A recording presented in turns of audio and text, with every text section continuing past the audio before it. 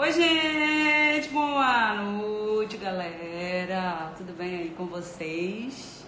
Hoje é uma noite muito especial que eu tô recebendo aqui. Deixa eu ver se ele já me chamou. Eu vou cantar uma música aqui pra começar, mas vou esperar o Dr. Saulo me chamar aqui.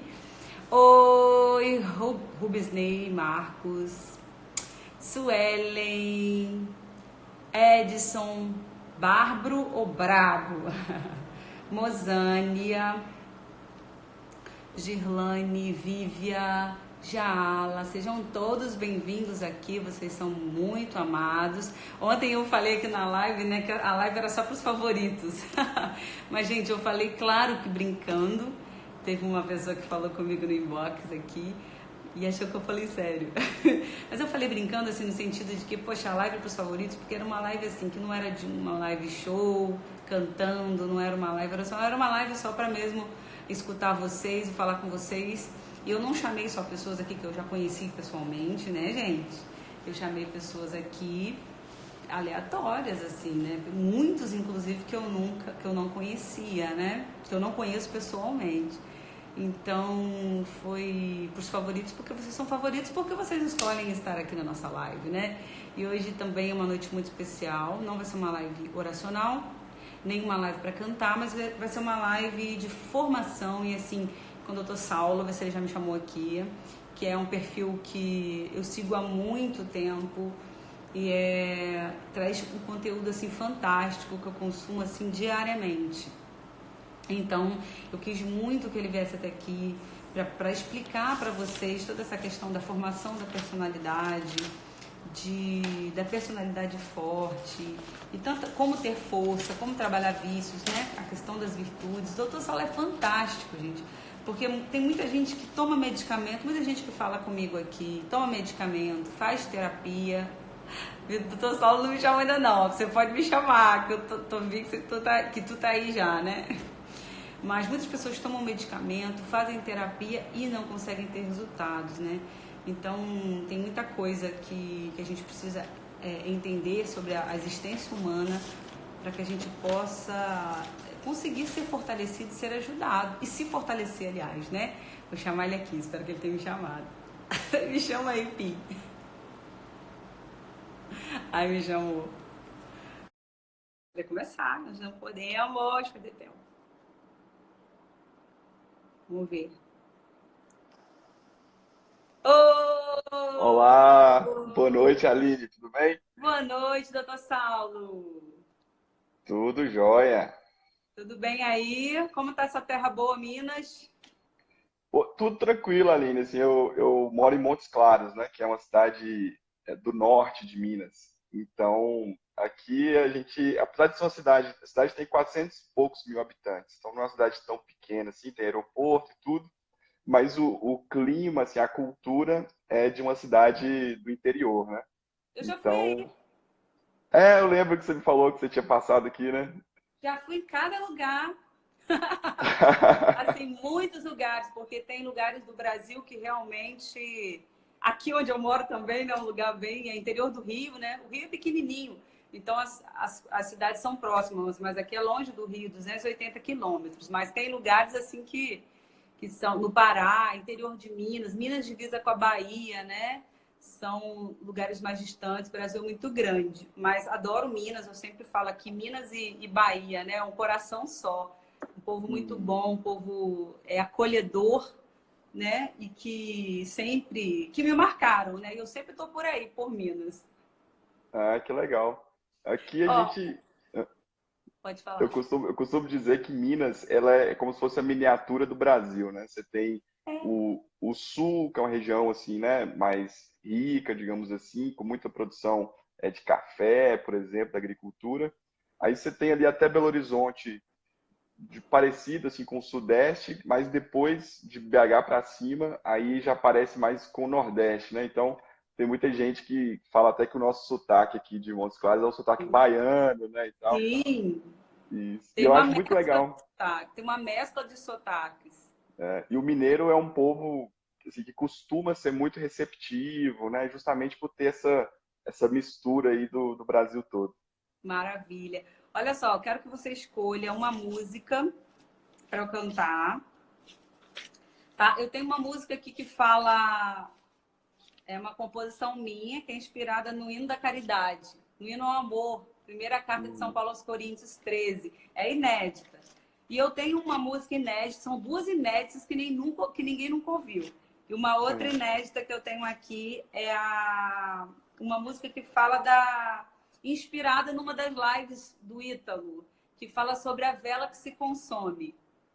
Nossa, agora ficou difícil, porque Difícil, né? as duas são dois temas sensacionais. A live que eu fiz, a última live que eu fiz foi uma live com ele, né? E aí a gente tinha programado falar sobre outras coisas, mas acabou que a gente ficou muito no tema do amor. Então, acho que talvez se a gente falar da música da caridade, acho que seria Sim, ideal. sim. Então, pessoal, enquanto eu canto aqui, eu vou cantar uma vez só a música, tá? Pra gente não ficar, né, muito... Porque o Dr. Saulo tem muita coisa para falar pra gente sobre personalidade, sobre força. Então, eu vou pedir para vocês que, né, esse horário, 9 horas, é o horário que tá Deus e o mundo fazendo live, né? Então, eu vou pedir para vocês pegarem esse aviãozinho bonitinho aqui, aviãozinho da salvação, e manda para 3 pessoas que vocês amam, tá? Pessoas que estão passando por crises existenciais, por medo, desespero nesse tempo que a gente está vivendo. Lembra de curtir, tá? Para que as pessoas vejam que a gente está aqui online enquanto eu vou cantando aqui para vocês, que é a música do hino à caridade, hino ao amor, né? O amor que é uma virtude teologal e que vivifica todas as outras virtudes humanas que a gente precisa tanto para a gente ser feliz. Vamos lá. Tudo vai passar, só o amor permanecerá. Tudo vai mudar, só o amor permanecerá. Ainda que eu falasse a língua dos anjos, a língua dos homens, ainda que eu entregue todos os meus bens e o meu corpo ao fogo, se não tiver amor, de nada valerá. Se não tiver amor, será tudo em vão. O amor tudo suporta, tudo crê. O amor tudo espera, tudo sofre. O amor tudo desculpa. O amor não se envaidece. O amor supera tudo. O amor não se alegra com o mal. O amor se rejubila na verdade. O amor tudo desculpa. O amor não se envaidece. O amor supera tudo. O amor supera tudo. O amor supera tudo.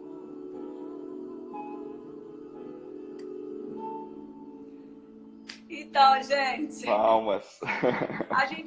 eu tô finalizando essa música, mas é algo tão forte, né, doutor Saulo? O que você tem a dizer para nós dessa Ah, passagem? essa passagem é maravilhosa, né? Assim, eu acho que ela nunca se fez tão necessária como nos nossos tempos, né? Que as pessoas consideram o amor como um mero sentimento, como algo superficial e acabaram esquecendo de toda essa profundidade, de todas essas características que de fato compõem o que de verdade é o amor, né? Então, faz muito bem compor uma música utilizando esse trecho, porque ela é altamente necessária para nós, né? E aqui no Hino à Caridade já vai dizendo um monte de coisa que o amor é e que o amor não é, né? Exatamente. De Então, vícios hoje, que nós temos que eliminar. exatamente, hoje as pessoas têm uma concepção muito superficial do amor, né? Ou seja, considerando que o amor seria só aquilo que eu sinto, né? Então, assim, eles limitam o significado do amor a um mero sentimento, a uma mera emoção. E aí, qual que é o problema disso? Assim, que já dá para a gente começar falando de uma personalidade que é guiada pelas emoções. O que a gente pode dizer já de cara é que a própria palavra emoção, né, ela é emoção. Moção significa movimento. Então, as emoções, os sentimentos, eles são movimentos erráticos da alma humana. Então, isso quer dizer o seguinte, que uma hora eu sinto de um jeito, outra hora eu sinto de outro jeito. Às vezes, fazendo a mesma coisa, eu tenho sentimentos diferentes. Então, imagina você guiar a sua própria história, você guiar a sua vida, os seus comportamentos, meramente por aquilo que você sente ali na hora, né? Então, você não construiria uma personalidade, você não construiria uma história, você não construiria uma biografia que seria assim digna, que seria relevante, porque na verdade quem vive tocado pelas emoções, a gente não pode muito contar com essa pessoa, porque vai que essa pessoa naquele dia ali que a gente está contando com ela, ela sente alguma coisa diferente e ela obedece essa emoção e aí a gente, né, não pode contar com ela, ela não vai fazer o que ela tem que fazer. Então você imagina aí um casamento, por exemplo, guiado meramente pelas emoções, né? A gente sabe que não é todo dia que a gente está, né, super disposto e etc., mas a gente cumpre o nosso dever, né? A gente fez um compromisso com aquela pessoa e como o próprio trecho, né, da música e da palavra diz que o amor é paciente, né? O amor não é vaidoso, o amor ele tudo suporta. Então, uma pessoa que é guiada pelas emoções, ela não suporta tudo. Pelo contrário, ela está passando ali por uma situação difícil, começou a ter uma pequena contrariedade, ela se sente mal e aí as ações dela são guiadas pelas emoções. Então, na verdade, esse é o próprio conceito de uma pessoa imatura, né? Sim. E o pessoal tá perguntando aqui, tem gente falando para pôr no YouTube. Eu vou colocar no YouTube sim, gente, que vai ter muito conteúdo aqui que a gente depois tem que absorver. Doutor Saulo posta todos os dias nos stories dele respostas específicas falando sobre todas essas questões e que vocês podem ir colocando em prática aos poucos e vocês vão interiorizando. A gente tem que aprender a fazer esse 1%. O tema da live, a Antônia está perguntando, a gente está falando sobre como fortalecer a nossa personalidade. E, doutor Saulo, fala para a gente um pouco sobre essas pessoas que se deixam... Porque muita gente fala assim, hoje eu estou me sentindo mal, e ela se deixa conduzir pelo sentimento. Como que a pessoa faz para ela se enxergar acima desse sentimento? Enxergar que esse sentimento é só um sentimento, né? A gente sabe que é só um sentimento, mas muitas pessoas levam isso como se fosse real, como se fosse a vida. Exato. Exatamente. Talvez o primeiro conceito, Aline, que a gente tem que entender é que essa personalidade, ela é construída, ela não é natural. Às vezes as pessoas acham que o ser humano, aquela ideia, né, de que o ser humano nasce bom e depois a sociedade é que o corrompe, né? Mas a gente sabe que há em nós uma natureza caída, né? Uma natureza assim que tende para caminhos não muito bons. Então, isso significa que eu tenho que ir trabalhando a minha própria personalidade para que ela possa ser construída de modo digno, né? De modo que ela possa, inclusive, influenciar positivamente as pessoas e que a minha história seja uma história digna, né, de ser lida. Então, o primeiro ponto é esse. A gente precisa de esforço para trabalhar a nossa própria personalidade. A gente não vai automaticamente para o bem, né? E isso fica muito claro, assim, quem quer que tenha filhos, né, por exemplo, ou que lide com crianças. Eu tenho uma filhinha, né, que vai fazer 5 anos e minha esposa está grávida. Provavelmente aí nas próximas semanas a gente já, se Deus quiser, a nossa segunda filha já vai nascer. Que maravilha. Mas a nossa primeira filha, quando ela era bem pequenininha ainda, assim, ela tinha 2, 3 anos, às vezes eu entrava com o carro assim na garagem e ela começava a fingir que estava dormindo para que eu pudesse carregá-la para casa, no colo, né? E é muito engraçado, assim, porque eu via ela abrindo o olhinho, assim, para ver se eu estava olhando para ela. Mas você vê que nessas pequenas coisas, você vê que o ser humano, desde muito pequenininho, ele já tem ali uma tendência para o mal, tem uma tendência assim para a preguiça, né? Sim, Assim, evidentemente, a maldade de uma criança não é igual à maldade de um adulto, né? A maldade, aquela maldade mesmo perversa que o adulto tem. Mas a gente já percebe que mesmo nas crianças já há uma tendência ali para alguns comportamentos que não são ideais, né? Para aquilo que a gente chama de vícios, que são comportamentos opostos às virtudes. Então, nesse sentido de falar que a personalidade ela é construída, a própria palavra virtude ela já nos dá um indicativo. A palavra virtude vem de virtus, e virtus significa força. Então, isso quer dizer o seguinte: para que eu construa uma personalidade, né, digna, vai precisar de esforço, vai precisar de luta, vai precisar de uma disposição intencional. Então, quando a preguiça quer me puxar para ficar, né, sentado no sofá o dia inteiro, sem fazer o que eu tenho que fazer, eu vou precisar de um esforço, né? Eu vou precisar mover a minha vontade para aquilo que eu considero que é positivo. Então, virtude vem de virtus, que significa força. Então, com o passar do tempo, de tanto agir, né, nesse sentido de buscar o que é bom, buscar o que é do bem, eu começo a já ter uma disposição habitual para aquilo.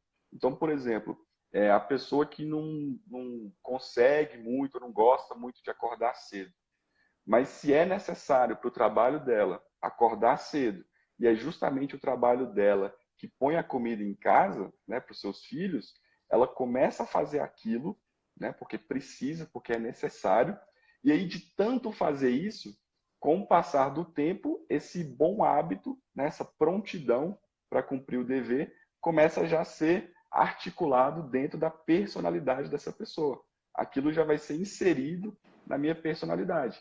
E aí eu vou ter evoluído na minha personalidade. Eu vou ter essa disposição habitual. Então, as virtudes, elas são hábitos operativos bons. Ou seja, de tanto fazer aquilo, né, o que é um hábito? É uma repetição. Eu tenho que repetir aquilo. Né? Por exemplo, com certeza você tem um talento que é indiscutível, você tem um dom, mas certamente você aperfeiçoou esse seu dom. Né? Você estudou, você treinou, você, né, talvez tenha feito aulas, né? E você pegou algo que estava ali, né, ainda em estado bruto, digamos assim, que é o dom, e você o aperfeiçoou. Isso certamente te custou esforço, te custou sacrifício, e hoje você tem esse talento, né, que é capaz aí de inspirar tantas pessoas. Então, talvez esse seria o nosso primeiro ponto de hoje, que a personalidade ela não se desenvolve naturalmente, né? Tem pessoas que acham, não, deixa a criança sozinha, que ela automaticamente ela vai crescer e se tornar um bom ser humano. Né? Assim, a gente sabe que não é assim, a gente sabe que o ser humano tem uma natureza caída e que ele precisa de auxílio, precisa de amor, precisa de exemplo, precisa de cuidado para que ela de fato vá para o caminho bom, né? sim. E o que que você nos deixaria assim como uma dica para o pessoal que está aqui, que quer, que só sabe falar, eu sou fraco, eu não tenho força, eu não consigo lutar contra esses vícios, contra a preguiça, a procrastinação, que é muito do nosso tempo agora, contra o egoísmo. Qual seria, o que seria assim, algo prático que a gente poderia aplicar, uma coisa assim simples? Eu sei que é o início de um processo para muita gente aqui, mas o que que você deixaria para o pessoal aqui como, tipo assim, gente, uma dica para vocês colocarem em prática hoje? Aline, o ser humano ele tem uma característica que o diferencia dos animais, por exemplo, que é a necessidade de conviver com pessoas que tenham essas virtudes que você deseja. Então, por exemplo, você observa um ser humano que tem essas virtudes encarnadas nele. E de tanto ou conviver com essas pessoas, ou então estudar a vida, né, dessas pessoas. E à medida que você vê aquilo encarnado na vida de um ser humano, isso te inspira a querer ser daquele jeito. E isso é algo que nos nossos dias tem se perdido também, que o ser humano ele começa a migrar para um lugar que é muito assim do pensamento, da imaginação, e ele fica se distanciando da prática. Então, isso é algo assim que eu vejo muito nos meus pacientes, a gente vê muito na cultura, e isso tem uma origem histórica, né, principalmente ali depois de Descartes para frente, que veio e disse, né, penso, logo existo. E isso teve um impacto cultural muito negativo, que acabou influenciando muitas pessoas a irem para um lugar de que só de pensar algo, essa pessoa já acha que aquilo já faz parte de quem ela é, né?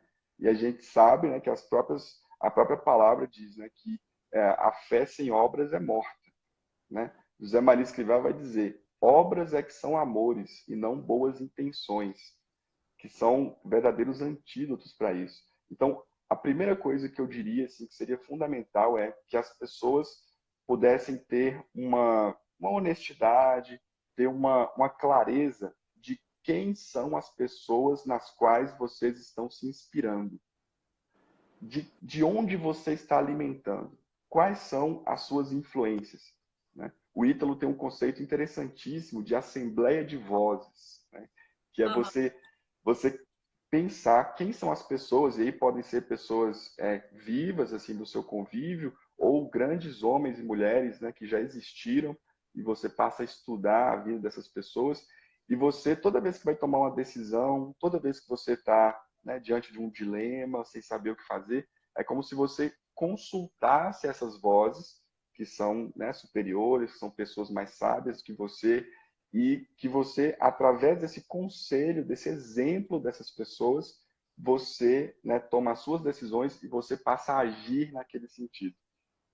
E aí, Aline, isso entra naquilo que você me perguntou em relação às emoções, né? Em nós, no ser humano, existe um conceito que se chama ordenamento pessoal. E o que seria esse ordenamento pessoal? Isso significa que que nós, né, nós temos uma hierarquia em nós. E essa hierarquia, assim, basicamente falando, ela é, em primeiro lugar, o intelecto, né, a razão.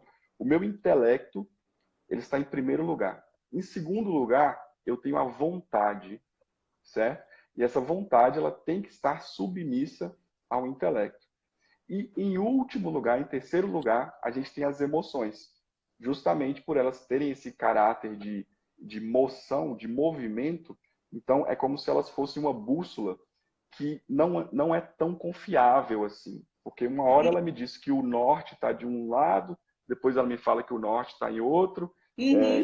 É, eu acordo de manhã, tem dia que eu estou super disposto, nossa, hoje eu vou acordar, vou produzir mil coisas, e tem dia que eu acordo e falo assim, meu Deus do céu, eu não consigo sair da cama, né?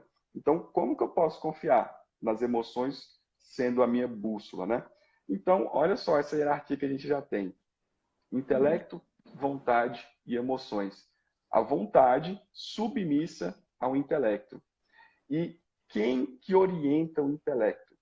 Os nossos valores inegociáveis, que são aqueles valores pelos quais a gente morreria, aqueles valores pelos quais a gente daria a nossa vida por eles, porque eles sim são um norte confiável. Então, eu gosto de usar uma metáfora que, se o ser humano fosse um barco, vamos imaginar que cada um de nós é um barco, né? As emoções certamente fariam parte da tripulação, elas estariam dentro do barco, porque Aham. um ser humano sem emoções não é ser humano, é um robô, né? Mas elas não conduziriam o barco, elas não segurariam o leme que conduz o barco, que direciona o barco, que dirige o barco. Quem estaria segurando o leme seria o intelecto, e esse intelecto olha, por exemplo, para as estrelas, como os antigos navegadores faziam, e essas estrelas seriam os valores inegociáveis, que são atemporais, que são imutáveis, que é aquilo que me diz o que é certo, o que é errado, o que é melhor, o que é pior, para onde ir, né? Que é esse aspecto transcendente, esse aspecto de valores do ser humano. Então, a gente começar por aí, a gente ter essa noção do intelecto, vontade e emoções, esse ordenamento pessoal, isso já vai no dia a dia mesmo nos guiando, né? Então eu acordo de manhã, eu penso, bom, se eu for me deixar guiar pelas emoções, vai ter dia que eu vou produzir, vai ter dia que eu não vou produzir. E ao fim, né, de uma vida sendo vivida assim, que história que foi contada, né? Exatamente. Vai olhar para trás, vai falar, vai se arrepender amargamente de 1 milhão de coisas, né? Que vida Exato. foi essa que eu vivi, né? É o que a gente escuta muito, né? O que eu fiz na minha vida? O que Nossa, eu fiz? Imagina você como psiquiatra. todos os dias, Aline, todos os dias. Meu É, Deus. principalmente quando esse conceito de personalidade é muito interessante, porque assim, na psiquiatria a gente tem um conceito fenomenológico assim da personalidade. Então seria assim, só a manifestação externa. Então é algo que se a gente for analisar, é menos profundo. Quando a gente passa a interpretar a personalidade enquanto uma estrutura narrativa, né, então o que seria estrutura narrativa? Seria o seguinte: todos nós, né, que a gente acorda todos os dias, a gente tem diante de nós uma página em branco. Né? E essa página em branco é uma página que faz parte da nossa biografia. Então, a minha biografia, a sua biografia, Aline, a gente já escreveu parte da nossa biografia. Né? Então, a gente já tem um caminho andado e já está escrito. Agora, qual que é a grande questão? Como que eu escrevo nessas páginas, nessa página em branco? Como que eu escrevo? Eu escrevo com pensamento ou eu escrevo com ação? Né? Com Eu escrevo ação. com ação, com atitudes. Então, Claro. cada vez que eu faço, aí sim está entrando ali na minha biografia, né? 1º de abril de 2020, Saulo, né, havia dado sua palavra para a Aline que faria uma live e ele apareceu e fez a live, né? Imagina se na minha biografia tivesse assim, Saulo pensou em fazer uma live com a Aline, só que ele não apareceu lá. Então, quem eu seria? Esse que é o grande ponto, o ser, né? Quem eu seria? Eu sou o que eu faço. Não adianta nada eu pensar em fazer uma live com você, dar a minha palavra e chega na hora eu não cumpro aquilo que eu fiz, que eu prometi. Então, eu seria o quê? Eu seria uma pessoa que não cumpre o que promete. O que entraria na minha biografia foi: ele descumpriu a sua palavra. Então, esse é outro conceito fundamental para nós. Nós somos o que nós fazemos. Então, é isso que entra na nossa biografia. E aí já entra naquilo que a gente falou, Aline. Imagina, por exemplo, né, que por exemplo, eu sou casado, né, graças a Deus, muito bem casado, minha digníssima já está aí assistindo a live com a gente também. E imagina, por exemplo, eu sou casado, ou seja, eu dei minha palavra, né, para minha esposa, que seria fiel, né, até o fim dos nossos dias. Imagina que eu estou vivendo a minha vida e vamos ser bem claro aqui, vamos falar o português claro. Imagina que entra uma mulher, né, no meu campo visual e essa mulher é uma mulher atraente, né, digamos assim. E aí, quando o meu olho bater naquela mulher, as minhas emoções, né, o que as pessoas chamam de instinto, né, aquilo vai aparecer e pode ser que, né, surja ali alguma movimentação afetiva que queira me atrair para aquela mulher. Agora, então nós já vimos, né? Intelecto, vontade, emoção. Então, o que está aparecendo aí nessa hora, quando eu olhei a mulher? Está aparecendo a emoção, o movimento errático da alma. Agora, o que acontece se eu simplesmente virar as costas e sair, e ir embora? Né? O que acontece comigo? Não acontece nada. Não acontece nada comigo. Eu posso simplesmente virar e ir embora. Né? Agora, por que eu decido virar e ir embora? Porque o meu intelecto, orientado pelos meus valores inegociáveis, me diz: se você continuar nesse caminho aqui, se você for lá conversar com ela e uma coisa for levando a outra, isso vai ser errado, isso vai ser algo ruim, isso vai entrar na sua biografia, você vai ser o cara que traiu, por exemplo. Né? E aí cabe a mim, Saulo, decidir. Eu quero que a minha história seja essa, né? Eu quero que a minha história seja essa, eu quero escrever isso na minha história, né? Muitas vezes as pessoas me perguntam lá, né? E aí eu coloco, ó, o problema não é sentir, o problema é consentir, né? O problema não é o que surge dentro de você, é o que você faz com isso. Então, se eu, né, orientado, intelecto, vontade e emoções, se o meu intelecto me diz que aquilo é errado e a minha vontade é submissa ao intelecto, eu simplesmente levanto e vou embora.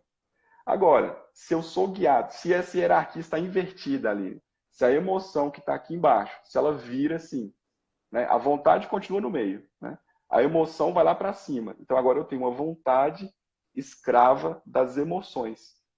Então, eu senti alguma coisa ali por alguma mulher, vou lá e cedo. E aí, que história foi essa que eu escrevi? A história de alguém que traiu uma palavra que foi dada. Então, isso entra na minha biografia como sendo alguém assim e alguém de uma personalidade fraca. Por que é uma personalidade fraca? Porque simplesmente qualquer coisa que surge no peito, a pessoa obedece àquilo, a pessoa atende àquilo. E olha que coisa terrível. Quem que é refém dos instintos? Quem que é refém dos instintos? Os animais. Animais. Né? Os animais, eles não têm esse intelecto com valores que os guiam, né? Então, por exemplo, você tem um cachorrinho, se passar a cadela, que é mãe dele, e ele tiver ali excitado, ele vai acasalar com a própria mãe dele, né? Mas ele não está se rebaixando, porque isso é o que é um bicho. Ele está dentro da natureza de bicho. Agora, imagina um ser humano que, tendo o intelecto, costumeiramente, contumazmente, ele cede a esses instintos. É como se ele dissesse, né? É como se ele dissesse assim, olha, tendo a oportunidade de ser humano, eu escolho ser bicho. Então, isso é Feito. E, triste, né?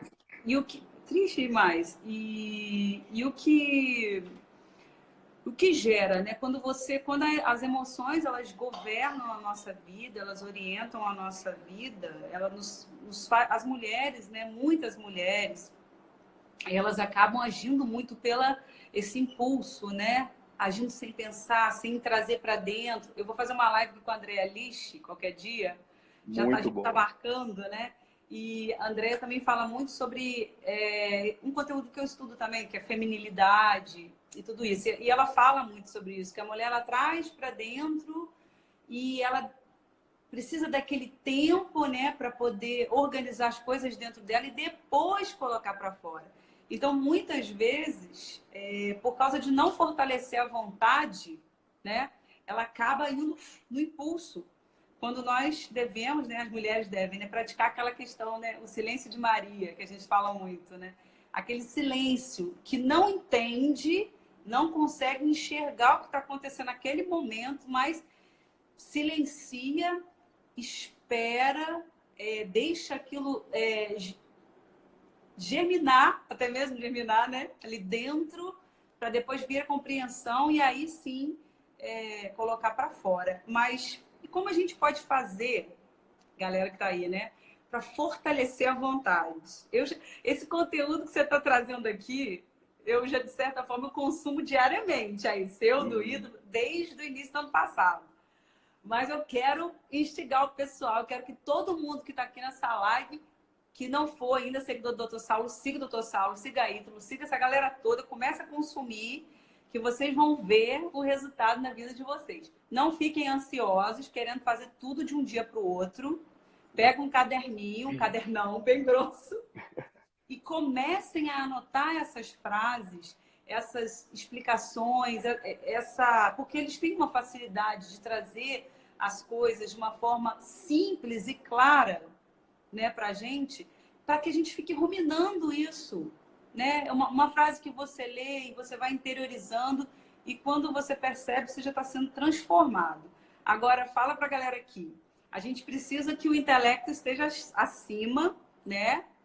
Governado pelos nossos valores inegociáveis, que estão lá em cima do intelecto, que são as estrelas, que você gosta de falar do barco, né? Eu amo essa referência do barco, é fantástica, né? E depois vem o intelecto, né? Que é a nossa capacidade aqui de raciocinar. Eu sou bicho, Eu sou gente, eu sou o quê? Tô agindo como bicho? Tô agindo como o quê? Né? E depois vem a vontade. Quem manda? Sou eu que mando ou é a minha vontade, o meu instinto, né? E depois a emoção. Mas precisa do fortalecimento da vontade. Como a gente faz para fortalecer a vontade? É, eu costumo trabalhar aqui com meus pacientes ali em duas vertentes. Eu gosto de dizer o seguinte, ó, a gente, o ser humano, ele não é nem anjo e ele não é também bicho. A gente está no meio do caminho, né? Então, assim, há algo em nós de transcendente e há algo em nós também meio que de bicho, né? Assim, a gente tem a nossa parte carnal, né, instintiva também. Só que a gente está nesse meio do caminho. Então a gente fica sendo puxado pelos dois lados. Há um convite ao transcendente, há um convite assim, olha, você pode ser melhor do que você é, existem coisas superiores, você pode escrever uma história bonita. E também existem coisas mais baixas também, que fica assim, ó, vem rastejar aqui com a gente, né? O tempo que nós estamos vivendo, eu costumo dizer isso, que há um convite para rastejar. Assim, vem aqui para a lama, vem lamear aqui com a gente. Então, tem essa tensão. Então, nesse sentido, a gente tem que trabalhar com essas duas esferas, Aline. Eu digo que, em primeiro lugar, a gente tem essa esfera transcendente, que aí é meu intelecto que acessa ela. Então, por exemplo, essa live que a gente está fazendo aqui agora, existe um conteúdo, né, intelectual que está sendo transmitido. E aí as pessoas podem estudar mais sobre isso, as pessoas têm que ler, as pessoas têm que escutar, né, pessoas que passam esse conteúdo. E a primeira coisa é assim, a sua vontade ela tem que ser atraída por aquilo que o seu intelecto te apresenta. Então, seu intelecto te apresenta algo de valor. E aí a sua vontade fala, nossa, aquilo tem valor, eu vou para lá. Então, esse é o primeiro ponto. Então, você estudar essas coisas superiores e você chegar e falar assim, olha, eu quero ser gente, eu não quero ser bicho, não. Agora, isso é da parte intelectual. Só que tem as coisas, o basicão do dia a dia, que são as coisas mais simples mesmo. Então, por exemplo, várias das coisas que o Ítalo fala, né, são coisas que você está treinando, você está educando a sua vontade. Então, por exemplo, o que é um bebezinho, uma criança? Um bebezinho de colo, ele é só assim, ó. Para ele é assim, prazer e desprazer. Só existe isso para o bebezinho. Então, por exemplo, se tiver quentinho, o bebezinho está feliz. Se tiver frio, o bebê chora. Se tiver gostoso, ele está feliz. Se o sabor for diferente, ele chora. Então, só funciona essa chave na vida do bebê. Agora, pensa se não há adultos que são assim, né? Ah, se tá Uhum. bom, né? Se tá bom, eu faço. Se não for gostoso, eu não faço. Ah, tem ar-condicionado, vou trabalhar, vou lá fazer, vou estudar, vou fazer o que eu tenho que fazer. Ah, o ar-condicionado quebrou, não consigo fazer. Então, isso significa uma vontade muito fraca, escrava dos sentidos. Então, uma forma dessa parte daqui de baixo, da gente educar a vontade, é a gente ir contrariando esses nossos sentidos, ou ir treinando e acostumando esses sentidos a lidarem com o desconforto, né? E lidar com o desprazer. Então, por exemplo, o que o Ítalo sempre coloca lá de banho gelado de manhã, né? Qual que é a ideia do banho gelado? É você se acostumar com uma situação que é desconfortável e mesmo assim você conseguir continuar. Então, por exemplo, o café sem açúcar. Inclusive os grandes entendedores de café, meu pai está aí, ó, o Silas, É o ele é Sil? lá, ele mexe com café. Oi, seu E Silas, Deus abençoe. É. E quando eu era pequeno, apesar dele produzir café, eu não gostava de café porque ele tomava café sem açúcar. E quem entende de Bravo. café sabe que tem que ser sem açúcar mesmo, porque quando você põe açúcar vira outra coisa, vira um melado, assim, né? E aí, na época, uma vez eu tomei o café dele sem querer e nunca mais eu quis tomar café. Aí depois que eu voltei esse hábito e hoje eu tomo um café totalmente sem açúcar, né? Mas é um modo de você ir tirando esse condicionamento do conforto para tomar as suas decisões. Então, assim, você começa a conseguir fazer coisas apesar do desconforto. E aí eu te pergunto, o que é a vida adulta se não conseguir fazer coisas no desconforto, coisas que você não quer fazer necessariamente, coisas que não são gostosas, digamos assim. E o que que o adulto consegue fazer? O adulto, apesar do desconforto, ele vai lá e faz. Outro exemplo que eu sempre gosto de dar nessa questão da hierarquia vamos pensar no grande amor aí que hoje a gente consegue identificar muito fácil, que é o amor de mãe, né? Então, pensa aí, por exemplo, minha esposa está aí com 38 semanas e ela, daqui a pouco, a nossa filha, a Catarina, vai nascer. E o que vai acontecer é o seguinte, a minha esposa, nesses 9 meses, a placenta dela está produzindo hormônios, né? Está produzindo, produzindo, produzindo. Aí, quando está no pico hormonal, literalmente, do dia para a noite, tem o parto. E aí o hormônio faz assim, ó, lógico, o neném nasce, é tirado a placenta também. Aí o hormônio faz assim, ó, vup, ele cai do dia para a noite. Então isso gera na mulher, né, alguns sintomas de irritabilidade, cansaço, até uma certa tristeza, né, que é o blues puerperal. E a mulher está experimentando tudo aquilo. E além disso, ela tem um bebezinho recém-nascido para cuidar. Chega à noite, o bebezinho fica acordando direto. Então, assim, dá 3 da manhã, o bebê começa a chorar. Aquele choro estridente, né? Que vai lá no fundo da alma da mulher. Então, você pensa, você já está com o hormônio lá embaixo. Você está com restrição de sono, você não está dormindo. Você está, às vezes, sentindo dores por causa do parto. E aí, seu neném chora 3 da manhã. Se fosse para a mãe depender de sentidos, do que ela está sentindo, de sentimento, de emoção, né? Quando o neném chora e acorda ela 3 da manhã, o que que ela está sentindo? Ela está sentindo raiva, ela está sentindo sono, ela está irritada. Então, cheio de sentimentos que falam para ela assim, para ela ir para outra direção, para a direção contrária. Ela pensa assim, nossa, para que eu fui ter filho agora de novo? Né? Pode pensar umas coisas assim. Só que o que essa mulher faz? Qual é a ação dessa mulher? Ela, apesar dos sentimentos, ela vai lá e ela cuida do neném. Então, o que entra na biografia dela ela é uma mulher que, apesar de tudo, ela vai lá e cuida. Então, isso é o verdadeiro amor, que está muito acima de sentimento. Porque se fosse depender de sentimento, ela não faria aquilo. Né? Quantas vezes a gente, quem ama mesmo os pais, ou mesmo com os nossos cônjuges mesmo, muitas vezes os cônjuges nos decepcionam. Só que a gente transcende esse mero sentimento e você é fiel, né, seguindo seus valores inegociáveis, você vai lá e perdoa, você vai lá e ampara, você vai lá e cuida, você vai lá e faz, mesmo sem que o cônjuge mereça, mas você vai lá e faz, né? E na relação matrimonial, poxa, a gente está convivendo com o nosso cônjuge. Óbvio que uma vez ele vai cair, outra vez eu vou cair. Então eu espero que ele também haja amorosamente comigo, né, transcendendo o sentimento daquele momento. Olha a Luna e minha esposa falando, né? Amar não é confortável. Acho que é o Perfeito. próprio C.S. Lewis, se eu não me engano, que diz isso, né?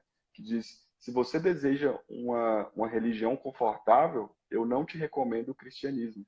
Porque o cristianismo é justamente o tempo inteiro esse convite de superar o mero imediatismo, superar o mero sentimento e transcender isso e, de fato, ser gente, né? Ser humano.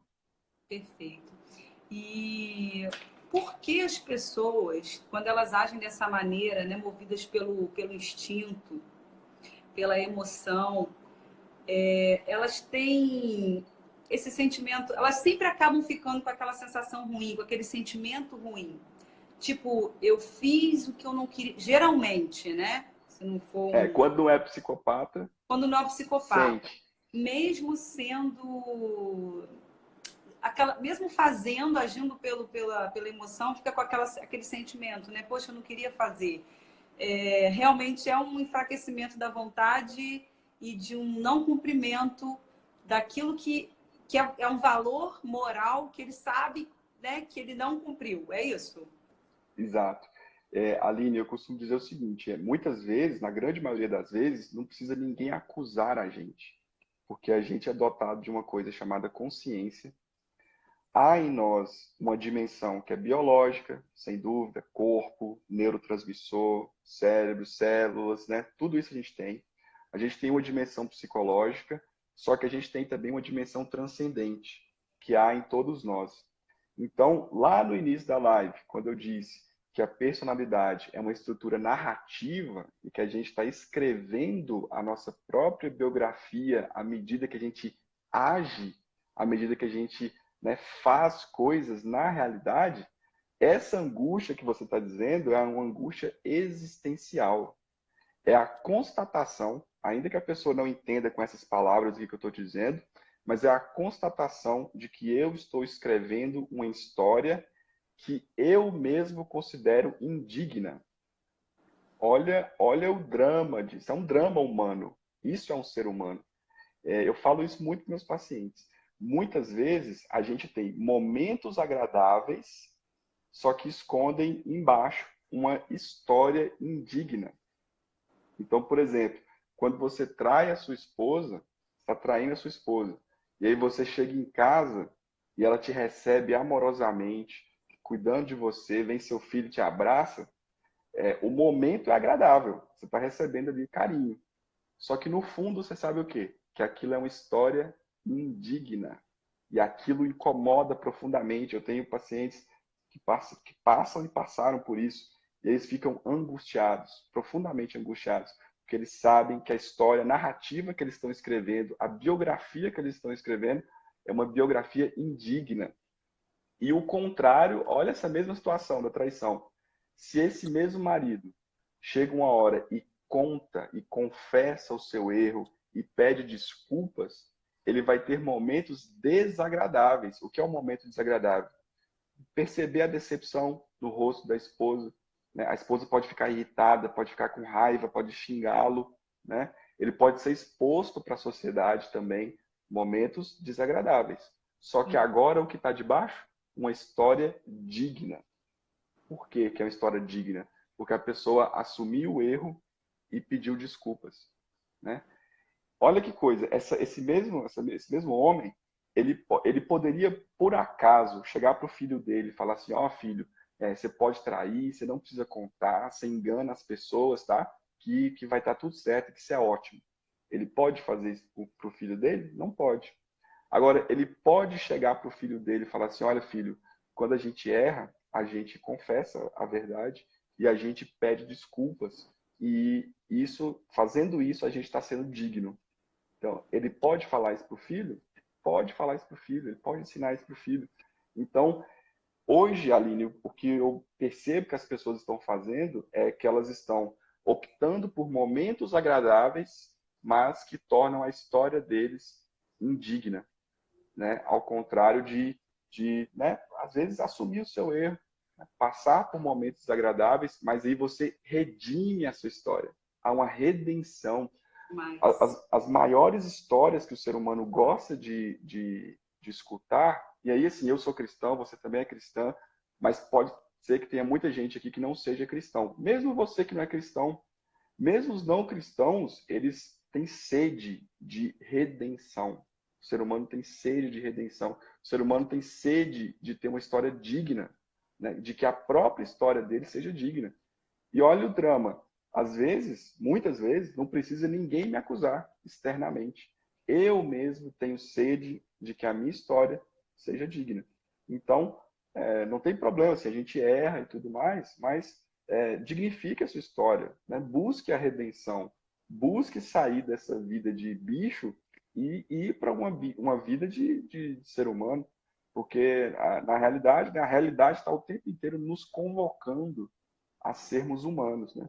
Embora tenha muita gente aí que nos convoque a rastejar no chão como bichos, mas a providência, né, assim, a vida, essa dimensão transcendente do ser humano nos convida a sermos humanos, né? A termos essa personalidade desenvolvida. Sim. Deixa eu atender aqui, meu filho. Vem cá, Pedro. Eu te falo. Quê? Você já sabe o que é para fazer com ela? É o que é para fazer? Então, 7 minutos. Duas juntas. Só era para ensinar se ele viesse aqui me dar um beijo em plena live. Da próxima vez eu não vou parar minha live, só se vier aqui na frente do pessoal.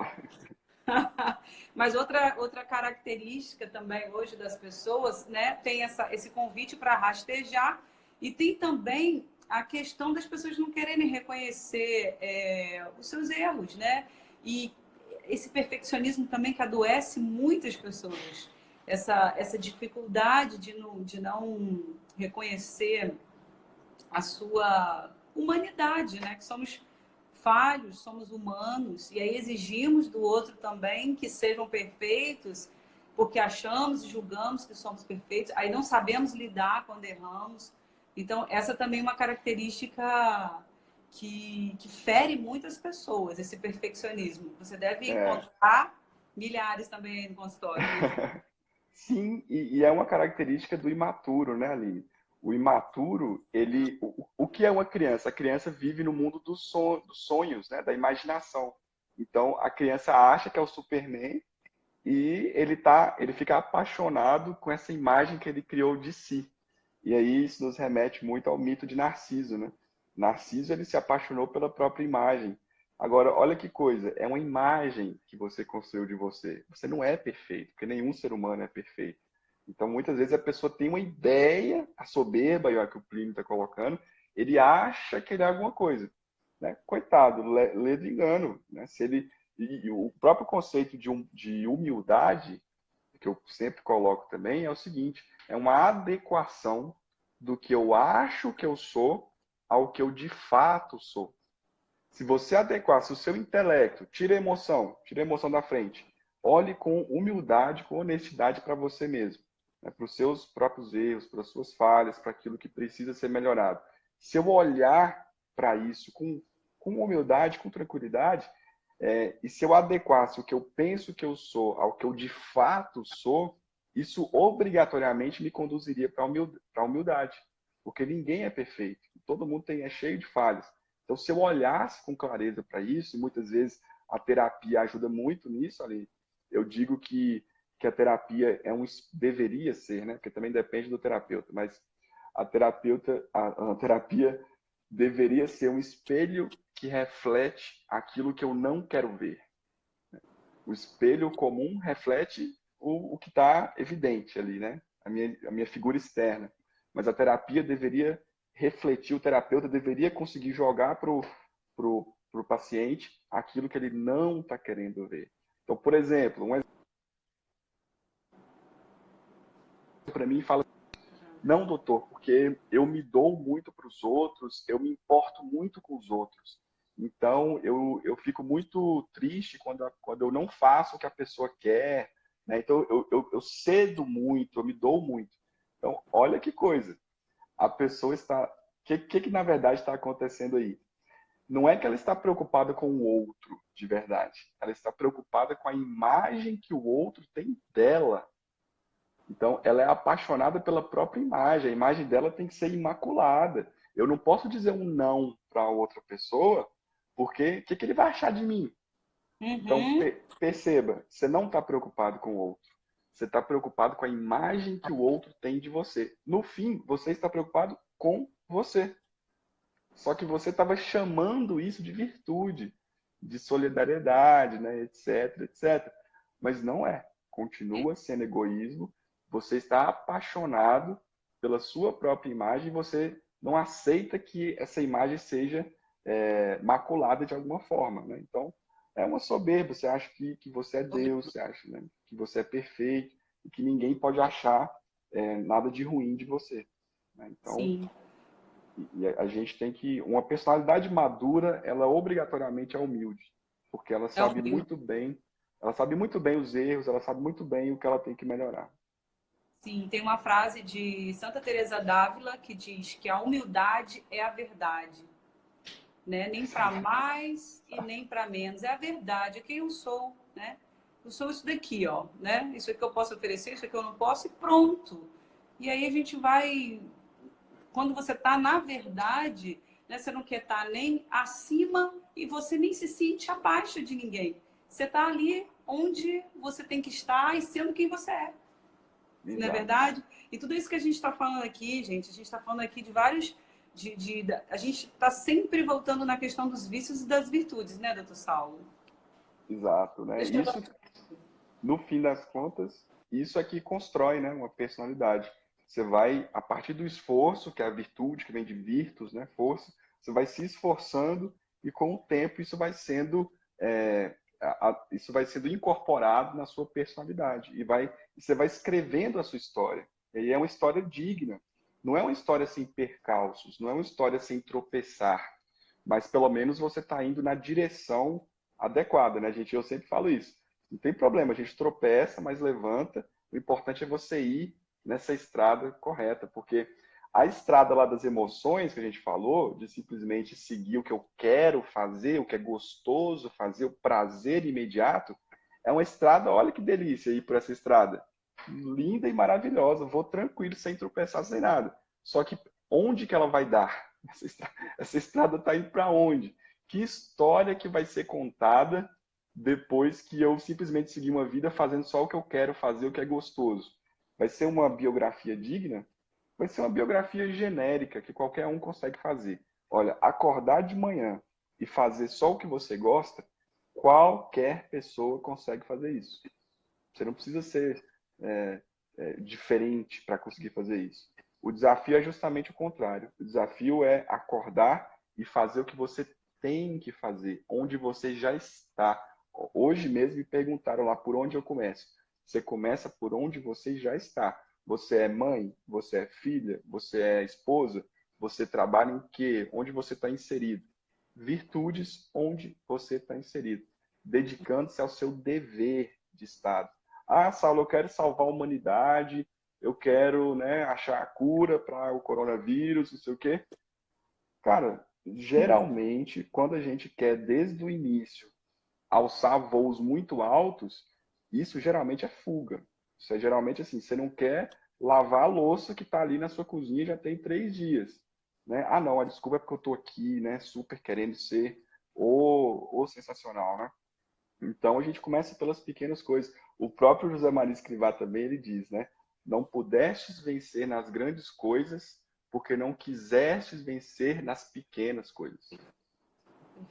Perfeito, perfeito. Doutor Saulo, você pode ficar mais um pouquinho com a gente ou não? Como é que tá seu horário aí?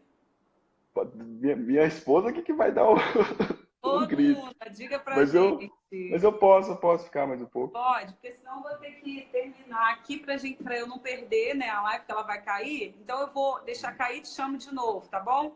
Tá, Gente, pode ser. volta que tem só algumas questões aqui, só pra gente pontuar, dar uma dica de livro para vocês, pra gente poder finalizar, com a graça de Deus. Mas não posso deixar cair essa live, não. Então vou encerrar e tô entrando de novo, hein, gente? Que eu vou falar a questão da ansiedade, que tem gente que perguntou aqui, e depressão também, que tinha umas coisas anotadas aqui. Peraí, gente, já volto.